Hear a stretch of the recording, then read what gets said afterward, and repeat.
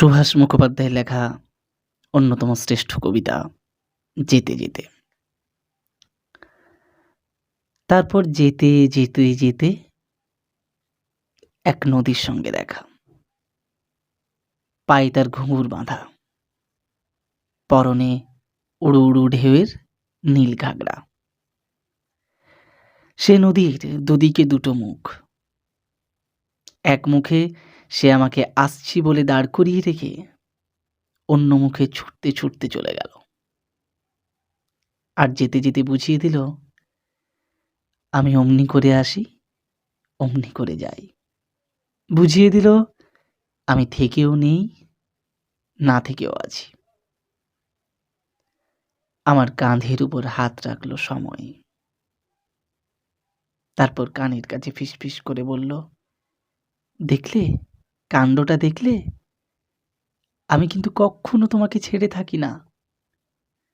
তার কথা শুনে হাতের মুঠোটা খুললাম। কাল রাত্রের বাসি ফুলগুলো সত্যিই শুকিয়ে কাঠ হয়ে আছে। গল্পটার কোনো মাথা মুন্ডু নেই বলে বুড়োধারীদের একেবারেই ভালো লাগলো না। আর তাছাড়া গল্পটা বানানো, পাছে তারা উঠে যায়, তাই তাড়াতাড়ি ভয়ে ভয়ে আবার আরম্ভ করলাম।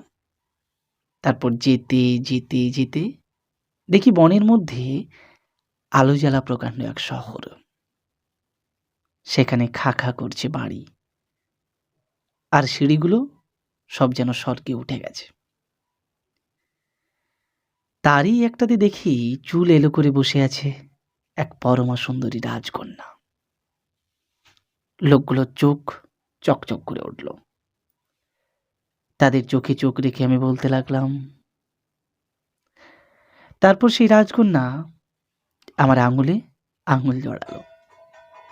আমি তাকে আস্তে আস্তে বললাম, তুমি আশা, তুমি আমার জীবন।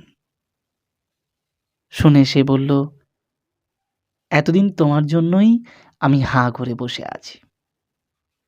বুড়োধারীরা আগ্রহে উঠে বসে জিজ্ঞেস করলো, তারপর? ব্যাপারটা তাদের মাথায় যাতে ঢোকে তার জন্যে ধোঁয়ায় ধোঁয়াকার হয়ে মিলিয়ে যেতে যেতে আমি বললাম, তারপর কি বলবো, সেই রাক্ষসী আমাকে খেলো।